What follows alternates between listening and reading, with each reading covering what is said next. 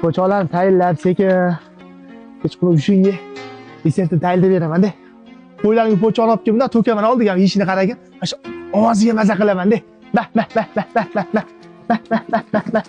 Nega? Mana bularni qara. Xudo xolasa, shu qo'ylarni tezroq katta bo'lsa, shularni sotib uylanmoqchiman. Niyatli katta hali. Xudo xolasa hali buqala olaman. Ishlarim ko'p, jigar. O'rtoq, Jigar. hali ham o'zgarmabsan-a.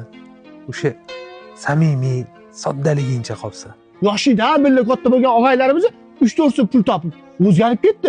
Ko'chada meni ko'rsa, po'chochani mensiga o'tib ketadi. Lekin sen umuman o'zgarmabsan do'stim. Ko'chadagi boy akalar bor, o'shalarni bir og'iz suhbatligini olib ko'rgin. Ular ham yoshligida qo'y boqib, mol boqib, po'cha terib, qatuv sot ko'talgan akalar. Men javob, yigit kishini omadi bilan o'ynashib bo'lmaydi. Erkak kishi bir kun tuyada bo'lsa, bir kun piyada-da do'stim. U yog'ini hammasini endi vaqt ko'rsatdi. Bu qo'y, mol boqib, qatuv sot katta bo'lgan bolalar, hali hech qaysi kam bo'lmagan, Ko'rasan hali xudo xolsa, mana niyatim yetaman. Jigar ko'rasan, quruq gaplar, quruq hammasi.